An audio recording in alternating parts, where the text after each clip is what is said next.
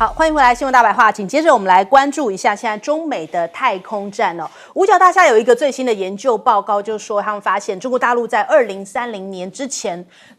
每年将会比美国支出多这个2000亿美元的研发经费哦。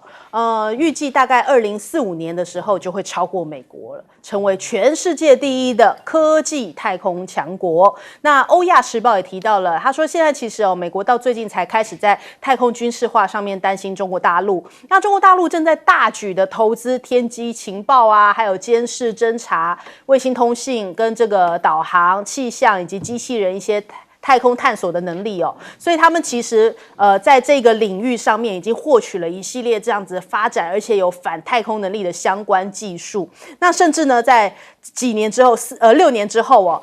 马上就要进行这个探月计划。现在目前呢，大陆的探月工程计划要把人送上月球，那相关的飞行器已经进入到了出样研制阶段，包含了梦舟飞船以及揽月着陆器都已经准备完成。那现在开始陆续这个出样的研制阶段了，那后续呢也开始要这个有进一步的打造，希望能够把这个大陆的人这个太空人送上月球来进行探测的任务。那所以我们来看看这个1950年其实美国有扣押了未来的中国航天之父，也就是钱学森，他的2弹1星也奠定了中国大陆的这个军事大国的地位，也被形容他可以抵得上5个师的兵力也因为这样的实力呢，当年他要回到大陆的时候，有遭到美方这个千方百计的阻挠，甚至还投入监狱，软禁长达5年的时间。纽约时报就说钱学森他在1953年的3月5号在洛杉矶被命令驱逐回路，同时又被命令不准离开美国，而他的离去其实不利于美国的这个最高利益所以其实就是非常这个划时代的这样的一个中国航天之父，也让中国大陆在航天领域这个一日千里，领先了非常的多那再来我们看看，现在目前太空冷战也从美苏进入到了这个中美的太空冷战。过去呢，在1957年的时候，苏联其实是第一个这个将人类有史以来第一颗人造卫星史普尼克1号送上太空。那后来他们还曾经把这个莱卡流浪狗呢送上了太空，作为真正首支踏上太空的代表那莱卡他当时搭上了这史普尼克2号，后来呢就是不幸他在这个太空当中只存活了4天就死去了。那美国又觉得输人不输阵，你放狗狗我就放这个猩猩哈姆好了。后来在几年之后，大概事隔3-4年左右他们就说这个猩猩哈姆训练好了，所以就要把哈姆也送上太空。这个实验后来就偏离了计划，在飞船上升到252千公尺之后呢，就开始坠落，然后掉进了大西洋。后来好在有及时救援，就把哈姆给救了回来。当时在2016年，其实奥巴马原本也有宣布说我们美国的太空愿景希望在2030年之前呢，能够把人类送上火星当时发下了豪语，觉得说14年后应该可以做到这件事吧。结果现在已经到了2024，看起来这个计划还是遥遥无期不要说火星了，好像连再度登月好像都没有办法，就是因为这个太空计划都非常的烧钱NASA 又一直就是很穷，没有钱，所以才会有 SpaceX 就是托给民间单位这样子的一个做法那我们看奥巴马当时是信誓旦旦讲说我们2030年会成功送上去，而且成功的返航。但是后来没隔多久NASA 就讲说我们的钱不够登陆火星所以这个计划一延再延。再来我们来看一下美国的2024大选现在这个川普的声势这个锐不可挡就连阿根廷的川普跟他见了面的时候也是非常热情的，像变成粉丝一样。我们来看看 President! Nice to meet you. It's a very big pleasure to know you, President. It's an honor for me. MAGA, make Argentina great again. How you doing, man? Come on, let's have some pictures. Make Argentina great again. Viva la libertad, carajo!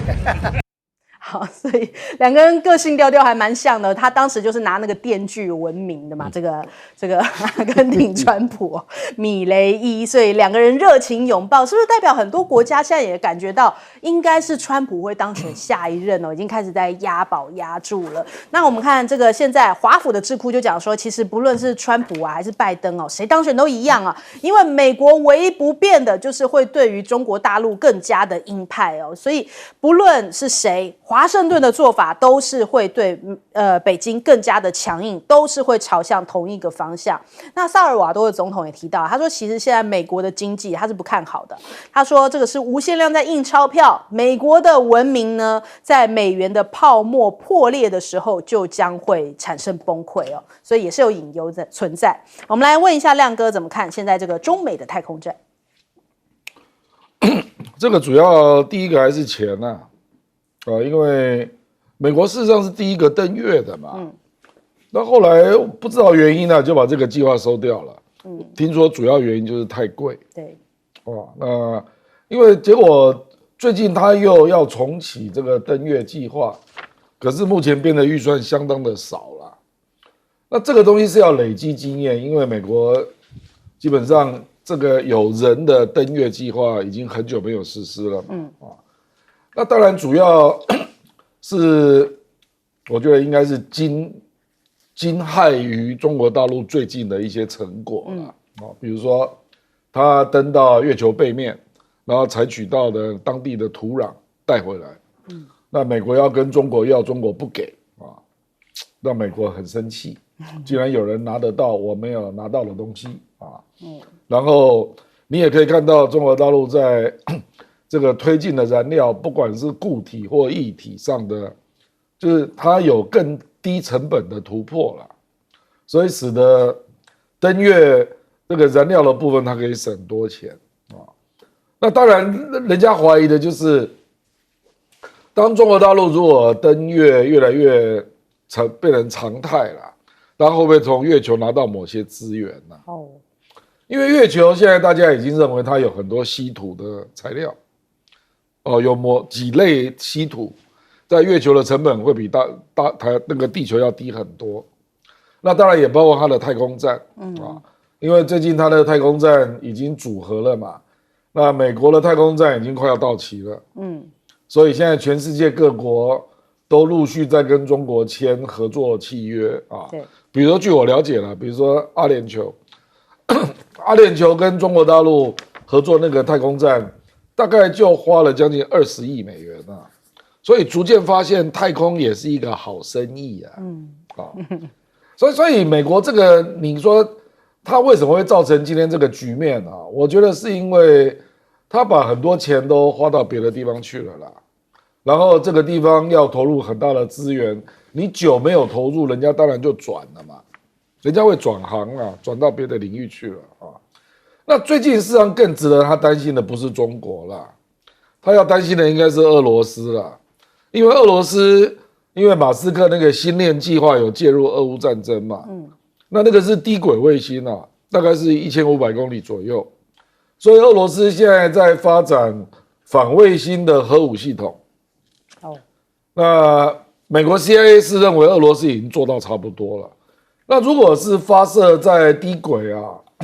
那透过它的小型战术核武爆炸，那个震波就可以让马斯克的星链失能事实上俄罗斯早就讲了嘛，说我把你打下来，你如果支持乌克兰我就把你打下来，对不对可是俄罗斯事实上那个打的成本太贵了，因为星链计划的星链实在太多了，所以如果这个是真的比如说在低轨的太空中用核爆把你给震坏那这个是很大的问题因为这个严重违反太空法所以不知道啦，我们不知道是不是有人真的在发展太空的攻击武器了。好，来问一下谢老师，那个钱学森等于是中国大陆的导弹之父了。他事实上他是在这个中国大陆完成了大学教育以后去美国留学的。当然那个时候中国是在抗战的时候抗战之前，他事实上他去美国，事实上他在美国的加州理工学院念博士，他的指导教授是当时世界顶尖的所谓的飞弹专家。可是当时美国的飞弹发展并不如德国来得快，德国才是真正当时飞弹的发展最先进的。所以二次大战德国战败以后事实上德国的这个飞弹发展中心当时因为柏林是先被苏联的军队打进去的，所以苏联军队是一寸一寸把这个德国土地占领以后打到柏林里面，所以苏联的当时的军队就首先到了当时纳粹德国发展飞弹的研发中心，结果进去呢，不但把人这些食物带走，把人也带走了，所以就造成苏联后来变成它的飞弹发展的非常快，因为他把这个德国的顶尖的飞弹的人才就带去了。那可是美国后来军队到了以后美国也派美国的这个就是钱学森的他的指导教授，他组织了美国最顶尖的这个飞弹专家一起到这个德国的飞弹基地去看，那时候重要的器材还有人都已经被苏联带走了。当时这个团队里面，少数的团队的核心成员，钱学森就是其中之一。可见他在全世界这个飞弹发展的辈分之高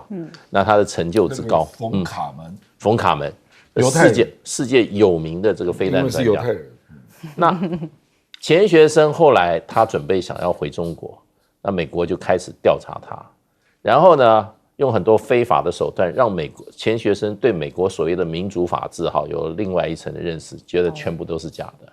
可是美国最后还是把他放回去了。可是之前大概有差不多3-4年的时间，让他完全不接触任何新的这个科学的发展，也不让他带任何的文件离开美国。结果钱学森回到中国以后，全部的东西在他脑袋里面，他从脑袋里面重新写出来，所以这是一个天才型的人物，对中国的这个飞弹发展那是贡献极大。好，来问赖老师，大陆的太空发展它是按部就班的，一步一步的去实现，所以我们看到它的进展都是如期的推动，如期的完成，所以一步一步走。美国比较急性。他先看前苏联的时候发展到什么情况，然后他就觉得说我不能输他，然后就国会就拨很大的预算，整个很庞大的资源全部都放进去了，所以 NASA 就可以招募很多人才，用了很多的钱，然后拼命的花，拼命的烧，然后当然就开始超越了前苏联，然后在太空里面就有了不但有了一席之地，还称霸。可是后来苏联崩解以后，美国一看苏联没了。没有对手了，没有对手以后，预算就不愿意再拨了，所以这个 NASA 从很庞大的一个组织就开始在萎缩了，变萎缩，然后人也开始越来越老了，然后年轻的心血没有加进来，那因此呢，它的平均年龄就已经大概在50到55左右了。那你看看，相对大陆来说的话，那按部就班的，它现在平均年龄大概33到35，所以中国大陆的这些太空领域的科学家、工程师，这些都是30几岁的小伙子为主，而美国确实都已经是中年人了那这个体力上跟负荷已经是完全不可同日而语。另外，你也注意到，就是说大陆的顶尖的这些一流的大学，他们只要是到政府部门工作里面有2个优先选项，第一个优先选项就是到太空领域。第2个优先选项就是到通讯领域。那在太空领域中，你看到它整个的发展就一直起来。我觉得大陆在思考太空领域的发展中，它不只从科学的角度里面来思考，它还思考到经济的角度。例如说，刚刚谈到了，它可能也是一个经济的产业链，它未来也有可能成为例如说月球的月壤就是月球的土，它本身高纯度的稀土，那它本身的经济价值很高，所以如果以后那么挖掘起来送回来，它的可能可以支撑它太空事业的永续发展。例如说，他发现这个辐射线对于这个种子的改变会有很强大的功能，所以你看它的生物科学很多都在太空站里面成为一个主力之一。所以有科学的，有经济的，也有政治地位的。还有一个就是军事的附加的功能就出现了，因为你的能力强到这个程度的时候，它所运用在军事领域这个部分，那就是小儿科了，那就是更容易解决了。美国人看到的是军事领域的中国大陆的军事威胁，可是大陆的太空发展就完全不一样的概念。我觉得美国如果在一直采用这种即兴式的就是说，现在大陆起来了，他要跟大陆 PK， 可是今天的中国大陆不是前苏联，大陆相对来讲非常富裕，那你美国怎么跟他拼？美国现在在台高筑，你在太空领域里面，你面对的对手绝对不是前苏联。我个人的估计是美国赢不了了。好，我们先休息一下，广告之后马上回来。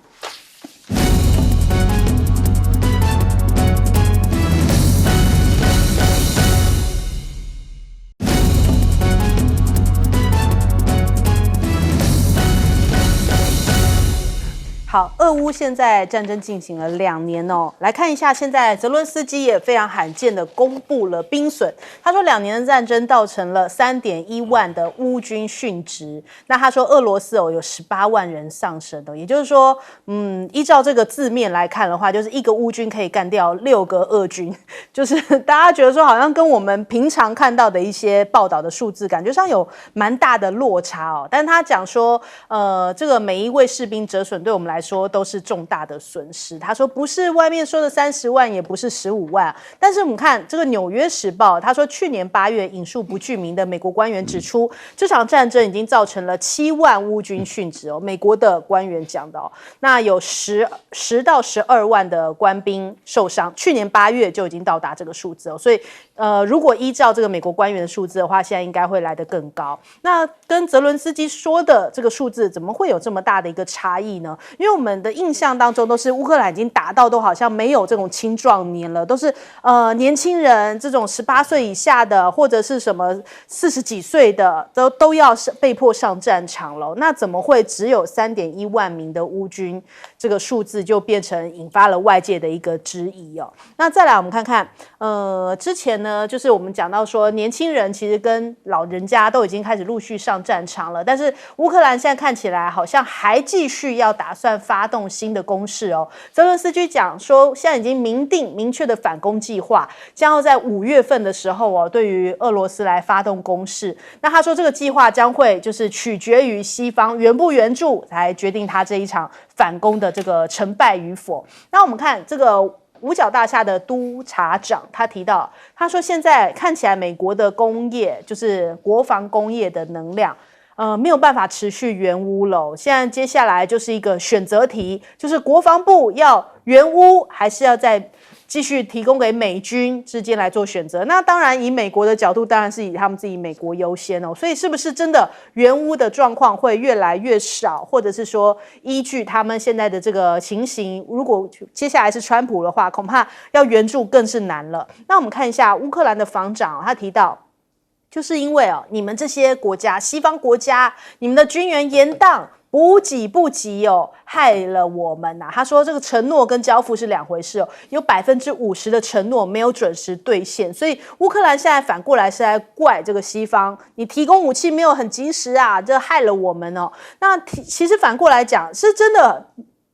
没有那么及时提供，还是说已经造成一种战争疲劳？因为欧盟跟美国他们对于乌克兰的承诺虽然很多，但是现在因为呢看到了这个战争疲劳的反射出来，很多的欧洲人意识到，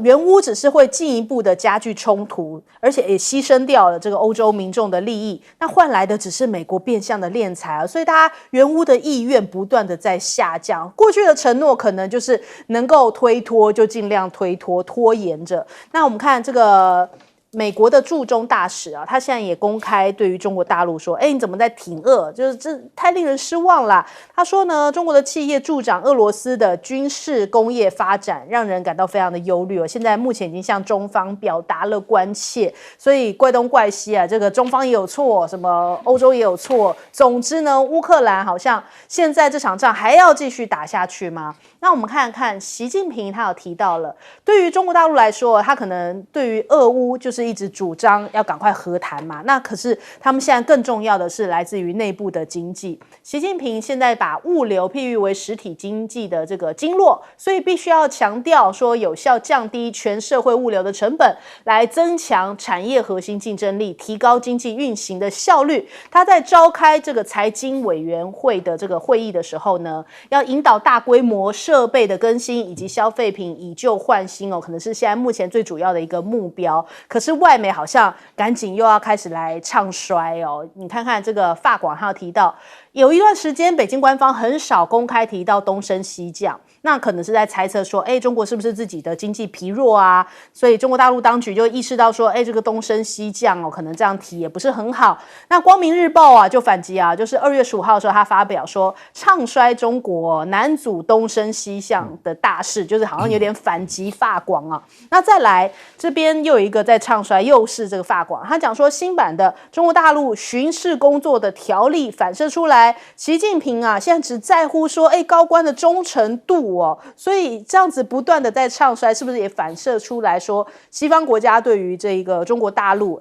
其实经济上面要刻意的做文章，这样子是不是代表还可以弥补他们心里面对于中国大陆一直不断这个经济在成长的一个恐惧感呢？这个首先我们来请教一下亮哥。其实东升西降，不要把它理解为什么 GDP 就要超过美国啦。如果这样，美国高枕无忧啊。美国为什么会担心？比如说，它是个别项目非常明显发生消长嘛。比如说你刚刚讲那个太空竞争，比如说中国的汽车、华为的手机那如果法广你认为都不是，那你在紧张什么呢？事实上法广你把它拉长看，3年或5年。他之前写的文章往往都是错的，反指标。那你到底在紧张什么？那欧洲为什么紧张中国的汽车进入欧洲呢？你在紧张什么？那华为 Mate 60 Pro 为什么 Raimondo 美国商务部长气成那个样子？而且气了好几个月，到现在还在生气，说还要推晶片法第2版，对不对？所以你这样分析问题，你为什么不去分析 Raimondo 的自相矛盾呢？你去问劳宾斗有没有东升西降吧，不然他对华为那么紧张干嘛？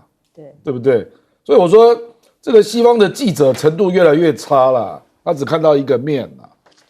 他是想要来黑中国大陆嘛？那你怎么不去看美国的反应？中国的威胁都是美国在讲的，那如果中国没有升，你紧张什么呢？就是西方是很麻烦就是那个看到中国经济出问题，就立刻改口变成中国崩溃论；要看到中国某一个地方做好，又立刻改口变成中国威胁论。你不觉得你这两个之间互相矛盾吗？你在讲中国威胁，又讲中国崩溃，哪一个对啊？互相打架所以每天处于精神分裂状态这有什么办法？至于俄乌战争它到底有死多少人坦白讲啦，这个真的很难分析。可是主要是因为乌克兰够大，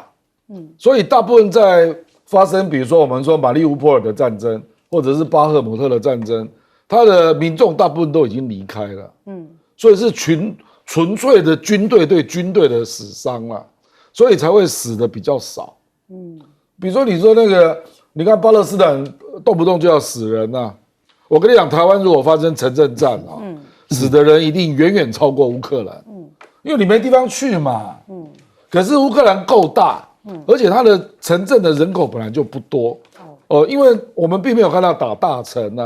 比如说奥德赛哈尔科夫并没有真的打嘛。那马里乌波尔，比如说马里乌波尔打了3个月死了2万多人。所以你觉得这个3万亿是有可能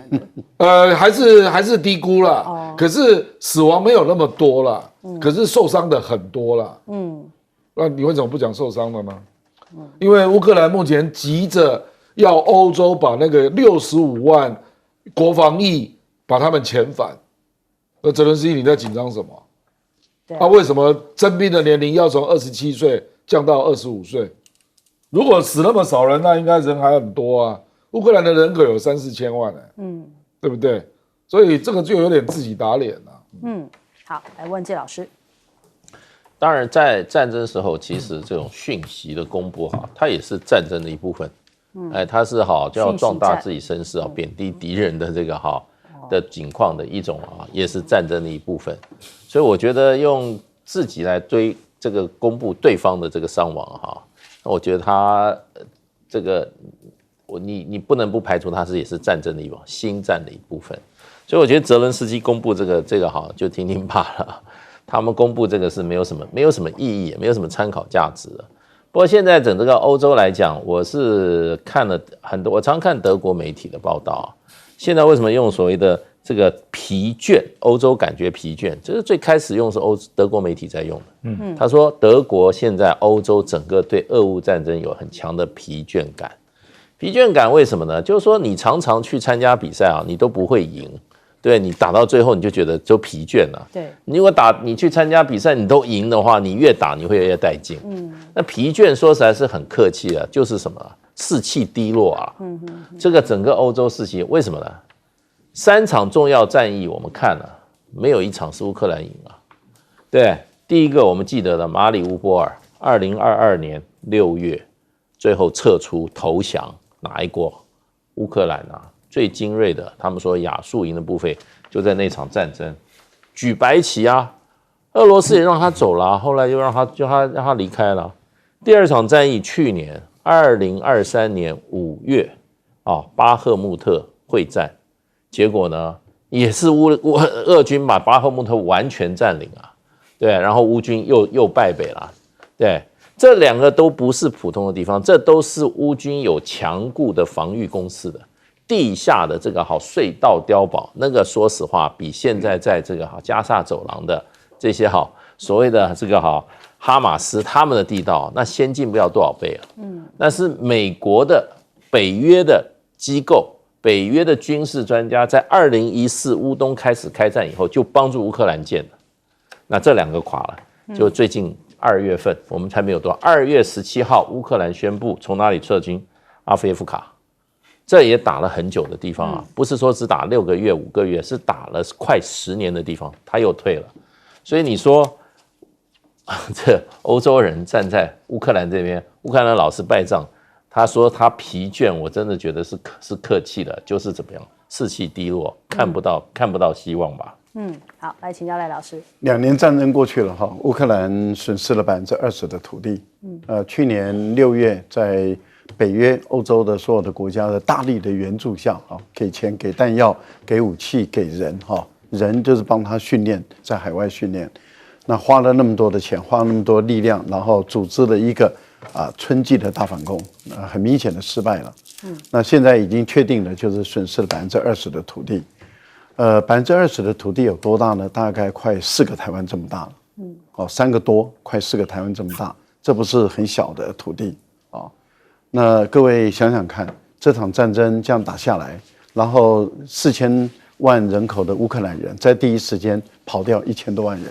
所以现在留在乌克兰的是2000多万人。那东部地区再切掉一部分，剩下能够打仗的乌克兰人没有很多了。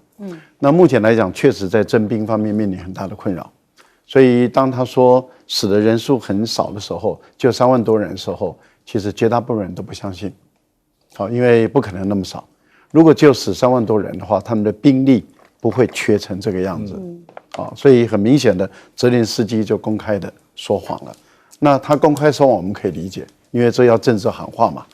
然后让乌克兰人不要泄气，不要害怕，不要说再不打仗。但是这些喊话没有用。我们也看到欧洲跟美国，他们目前都是玩虚的了。为什么？因为欧盟内部也分裂了。北约内部也分裂了，所以才会变成泽连斯基单独的跟英国、德国、法国、意大利、加拿大、丹麦6个国家签了双边的10年为期的安全协定。那为什么？因为北约31个国家，你看我刚刚念到最后只有6个国家，那北约31个国家大部分不愿意跟丹麦签嘛，也就是说没有办法用北约来跟没有办法用北约来跟乌克兰签一个安全协议，也没有办法用27国的欧盟跟这个乌克兰签安全协议。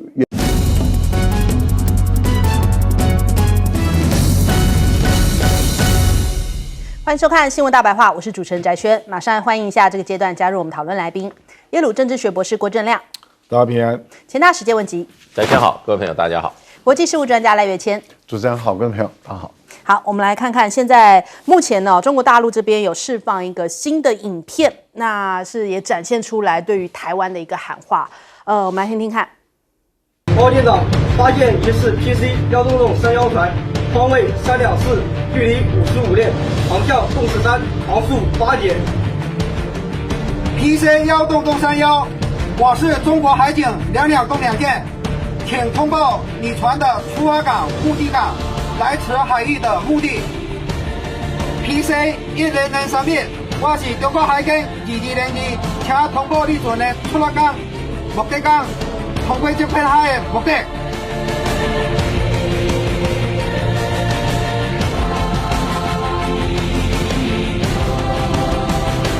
好，我们可以看到，他是用这个中文跟闽南语这个双声带来对我们喊话哦。那所以呢，这个是大陆等于说首度公布常态巡查的影片哦。那它其实这个2202号舰呢，是排水量超过2000吨的，原本是中国大陆海军053型的这个飞弹护卫舰。那它这次用这个闽南语双声道对台湾。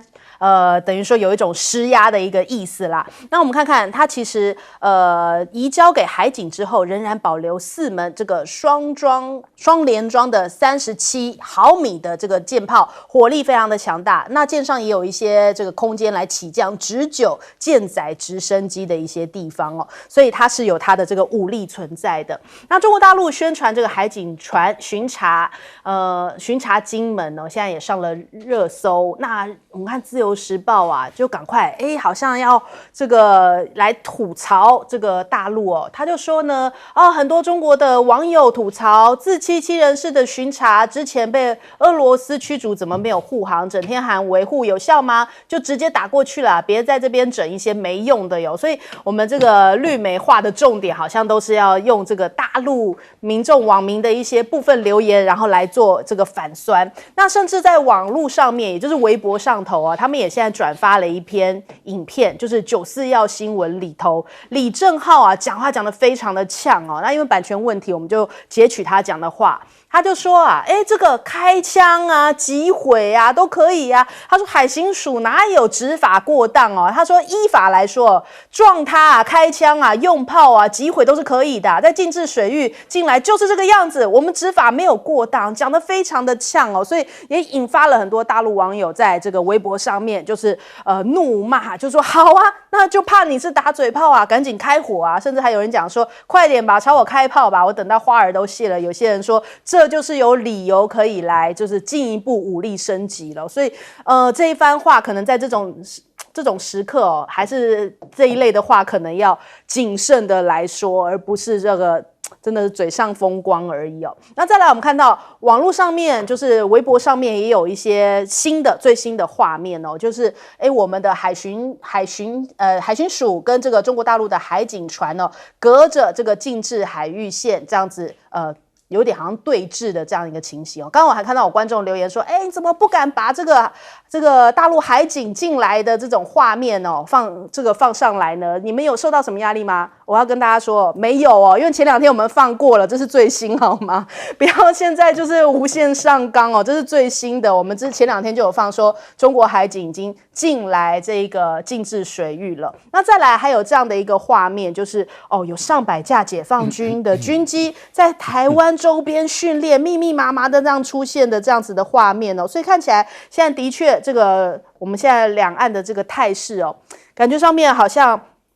没有办法降温，现在已经很难踩刹车了嘛。那但是呢，我们来看看李正浩刚刚那一番话嘛，因为他也是被赖清德钦点是民主大联盟的重要成员。现在人家讲说，这个政府会认真采纳他的建议吗？还是说他代表到底是什么样的一个立场哦？那再来我们看一下，现在官方的这个双方的谈判呢，好像一直协商没有结果。解剖尸体、解剖遗体现在暂时延后，因为陆方的代表跟渔工的家属在2月25号，也是昨天呢，持续跟海巡署的官员协商，仍然没有具体的结果哦。所以原本是定在这个今天下午，就是26号下午要解剖遗体的行程，现在也要延期了。那第7次协商是历时1个小时结束。那海巡署的副署长是讲说，就是会前他讲说是审慎乐观呐，那会后是讲说看起来都不错，但是不知道是不是因为太过紧张哦，这个讲完说看起来不错，结果上错巴士了，跑到陆方的巴士这样登上去哦，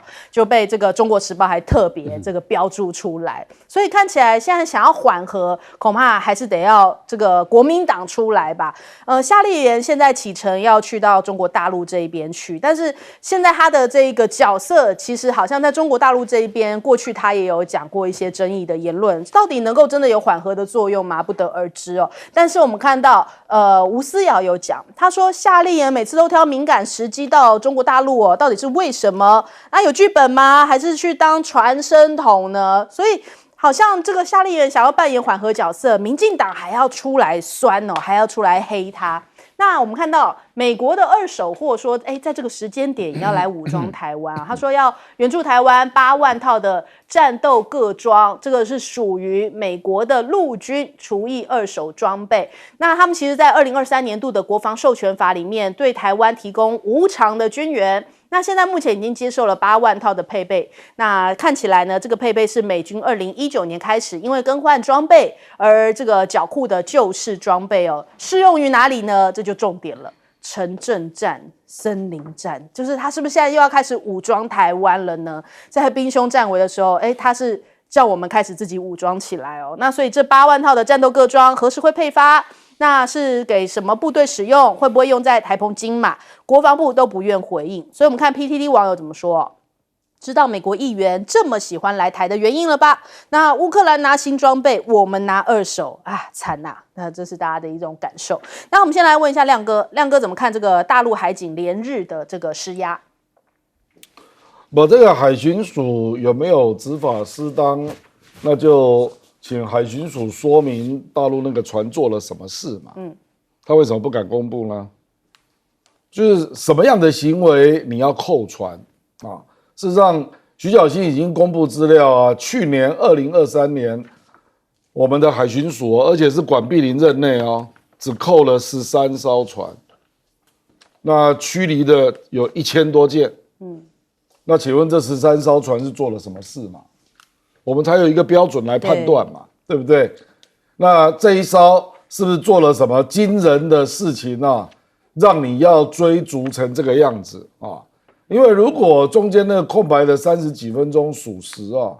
他追逐的时间还真长对，我甚至怀疑他是不是已经逃出执法线，然后你又把他追回来啊？为什么呢？因为这个就是国际海洋法的紧追权啊。那他一定要做某些事情，你才可以这样做因为最后他那个点是距离管制线只有0.86海里嘛那追的时间那么长，请问他做了什么事嘛？海巡署到现在都不讲啊。你不讲到人家怎么判断你是不是合理，对不对？所以李正皓也不用讲这种事了。如果大陆的渔船朝海军船撞过来，你当然可以开枪啊。那你影片秀给我看嘛。请问对方做了什么事嘛？所以我觉得是这样啦。现在你就是像昨天就卡在说，大陆希望把那个船只啊、遗体啊，说可不可以带回大陆？那我们这边也反对。那你如果反对，那你是不是可以让两岸一起来检嘛？对遗体的解剖、尸检的部分，还有船只碰撞的分析，是不是两岸一起来做？因为我们这次台中跟中央有关那一包肉的争议，不就是这样解决的吗？就是中央食药署跟台中市政府一起验嘛。现在中国大陆就不相信让你单独验你会公正嘛。你接下来要做的大家都知道，验尸报告到底这个人生前有没有被撞伤，甚至枪伤？对为什么会有人这样讲？因为你也没有枪支的检验报告啊。比如说你的海巡船上面有枪啊，请问你回来之后子弹有没有减少啊？枪支有没有发射过我们都没有看到报告啊。也没有看到你海巡船的雷达航机图啊，你只敢公布海巡署自己画的示意图啊，你为什么不敢公布雷达的航机图呢？这个才叫科学数据嘛。我跟你讲，如果都没有物证哈，现在大陆就是都没有看到物证嘛，他只有被你带去看那艘船，可是那个船他就拍照啊、丈量啊，那看到上面有东西被撞到嘛，啊，昨天那个照片已经出来了啦，所以请陈建仁院长，你可以收回去你那句话吧，是不是碰撞还不知道嘞？我不知道你这个行政院长怎么干的啊，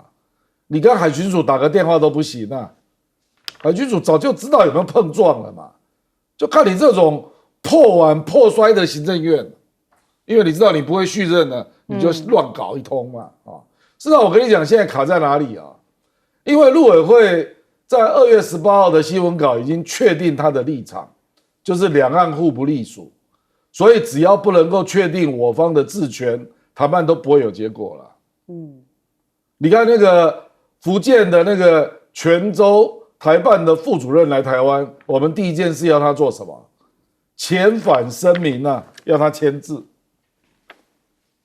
他就是要落实管辖权啊，说你看，那对方承认我有管辖权，那对方拒绝签字啊，是，这是第一件事嘛。那第二件事就是大陆那边说，你要做，看你是不是执法过当。那我们这边的立场就是说，你要叫我问我有没有执法过当，那你先承认你非法越界，目标还是管辖权。我跟你讲啊，民进党就是这样了，他不要交给红十字会去谈，第一时间陆委会就下到当地主导所有的谈判。为什么？因为他要用这个事件来确定大陆承认台湾的治权嘛，然后两岸互不隶属嘛，他的目的就是政治性的嘛，他哪里是想要有谈判的结果啊？好，我们来问一下季老师，这件事就是说，本来是一件不能说是小事啊，人命关天啊，可是是可以妥善处理哈，不会。如果是意外的话哈，或者说有人失职的话，那也没有，就是也没有这么严重啊。那我觉得就是说，人命关天，可是处理方式不是把事情越搞越大。对，现在这个状况就是把事情越搞越大，而且越来越不太合理，对。那对方这个，你既然说是被我们的海巡船撞翻的啊，那现在海巡署也承认了，那你一个尸体不还给人家，尸体你扣在台湾，扣在金门，对，然后人家被撞翻的船你也扣在台湾，那这个就有一点点啊，因为这都是政务，对啊，政务啊，那问题就变成说，大陆方面发觉你这个海巡署啊，或者说你这个蔡英文政府啊，一再说谎啊。你没有诚信啊，人家还说你这政务是你是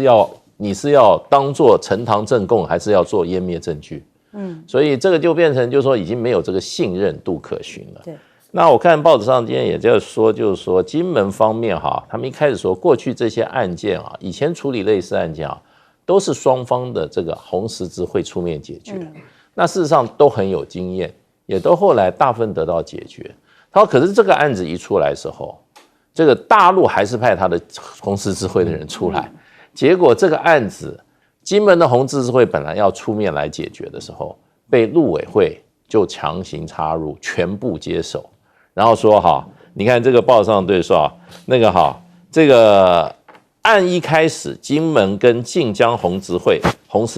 红会对红会已经着手协商了，这过去也这样。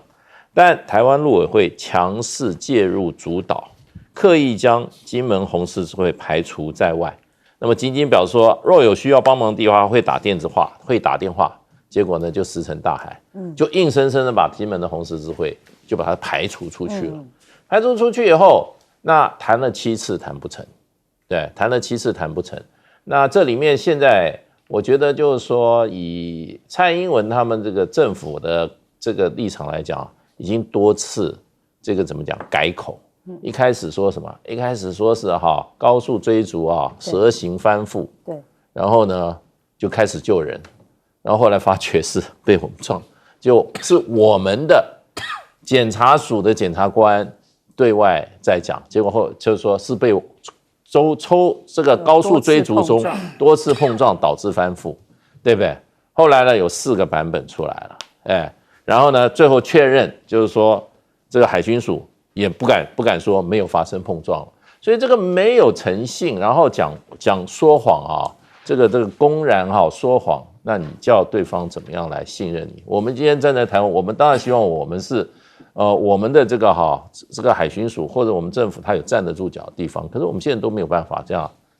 替这些蔡英文政府官员出来讲，还有再加上像这种李正浩之流的，对不对？出来居然说可以开枪可以开炮，请问一下，对方既无武装，也没有任何的武装性，你对着一艘渔船你就开枪开炮，世界上很少见的。你们说进入我的禁区，我就可以开枪开炮？这简直是无知啊，无法无天到底了！我不知道怎么会有这种人啊，会讲这么离谱的话。你对无武装的人可以随便开枪开炮啊，这可以开玩笑吗？好，我们来问赖老师。赖清德以民进党的党主席的身份有强调说要妥善处理啊。那但是很明显的现在在位置上的，不管是蔡英文或者是陈建仁或者是民进党的立委，或者是民进党的智库例如说跟国防有关的，我刚刚看到苏紫云等，他们还在强调说我们的海巡署的船舰也很有力量2000吨4000吨谁怕谁好像就是说谁可以压谁这样子。对他那个刚刚苏紫云讲的一种吹嘘那我们看到，那也就是说全部都在跟这个赖清德唱反调。赖清德一直强调说要妥善处理，而且他最后有一句话说，以后不要再有类似事情发生，讲得这么的明白，以后不要再有类似的事情发生。那我们都知道撞到人家船的有擦撞的，撞到船的翻了死人了，那这个跟我们的海巡署是有关系的。那赖清德已经讲了不要再有这种事情发生，可是你看目前在位置上的这些人完全在违反赖清德的意志跟他的态度，都在做什么呢？都在做一种政治操作。什么政治操作呢？他们在努力要做的一点是说，我们没有9·2共识的情形的前提下，两岸之间一样可以有政治对话，有官方文件相互承认的这样的一种做法。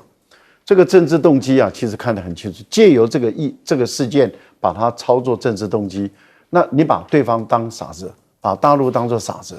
所以大陆不会上当的情形下，那就一直谈不拢，一直谈崩，谈到现在，那民进党还是坚持要搞政治操作。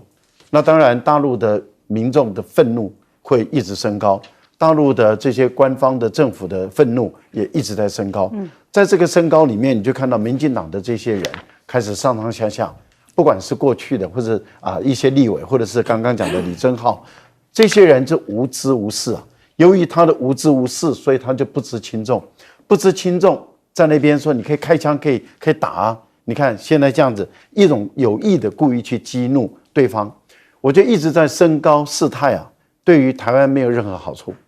为什么？今天大陆的执法，目前来讲常态性的执法，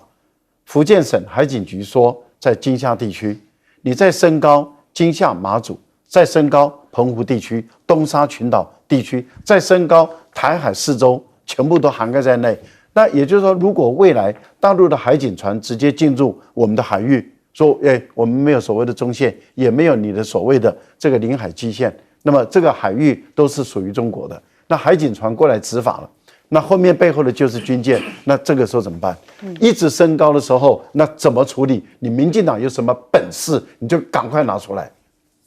好，我们先休息一下，广告之后马上回来。